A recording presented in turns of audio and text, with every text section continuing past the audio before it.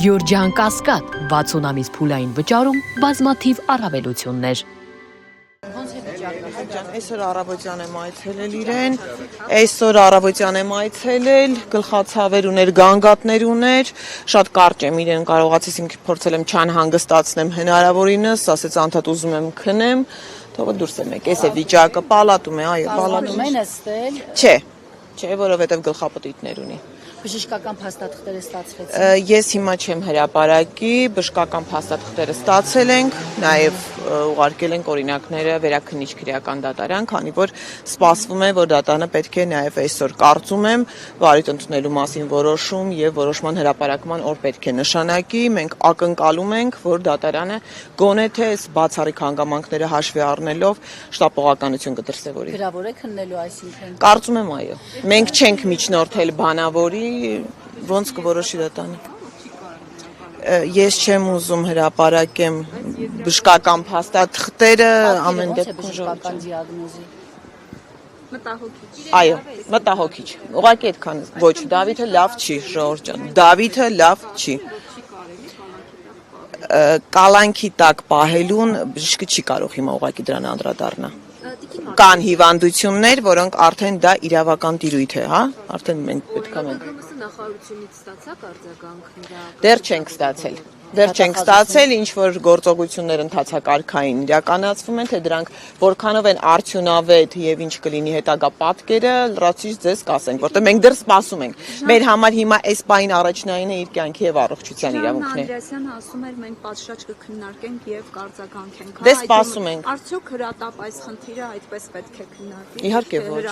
Իհարկե ոչ, ուղղակի նայեք, պաշտպանական կողմը հիմա այս պահին կա առաջնային խնդիր եւ կա երկրորդային։ Հիմա այս պահին մեզ համար առաջնային խնդիրը դա իր կյանքի եւ առողջության խնդիրն է։ Այսինքն հետո կրթության իրավունքին կանդրադառնանք արդեն։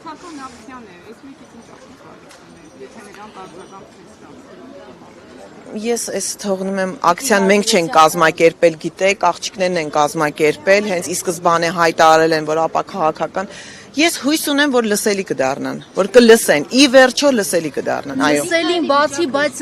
կլինի, որ Դավիթին ընդհանրապես ազատ արձակեն հաշվի Հիմքերը իհարկե արկա են, այ թե կանեն, թե չեն անի, թողնենք իրենց։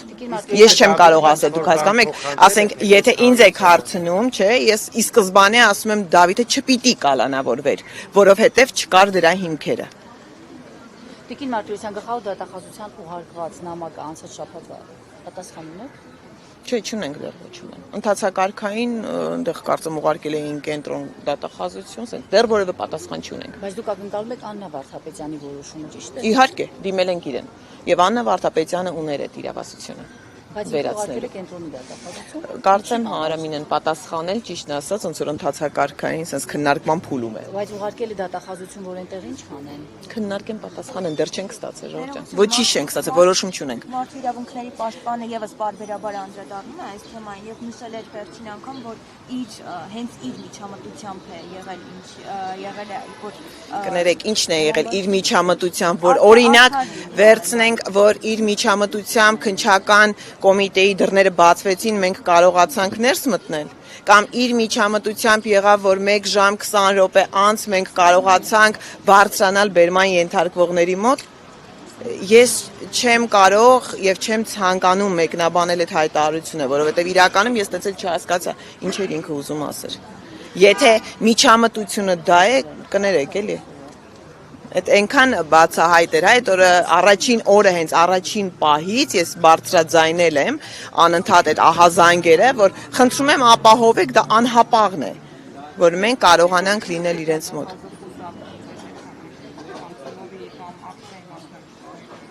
Չեմ կարող ասեմ, այդ իրեն տվեք այդ հարցը, չեմ կարող ասել։ Մի հարց էլ, որևէ միջազգային կազմակերպության փաստաբանական խումբը դիմել է այս հարցով։ Այս հարցով, չէ, դեռ որևէ դիմել ենք, միջազգային կառույցներին դիմել ենք, գիտեք, ակցիաներով ենք դիմել, մենք չենք դիմել։ Այս պահին որևէ, այս պահին չեմ ուզում դրան անդրադառնամ եւ բացեմ մեր խաղաքարտերը։ Առավոտյան եմ եղել, ես արդեն ասեցի, գանգատներ ուներ, նույն վիճակներ, անկողնային վիճակում էր, գլխացավերով։ Միքայելի մոտ շատ ծանր հիմա հոգեբանական վիճակ է, բացի առողջականը, որը մենք ուղղակի չենք անդրադառնում, որովհետև էլի եմ ասում առաջնային այս պահին Դավիթն է, բայց գիտեք, երկվորյակ եղբայրներ են, շատ ծանր հոգեբանական վիճակում է հիմա Միքայելը։ Միքայելի համար են իր աղոթքներով ինքը իր եղբոր կողքին։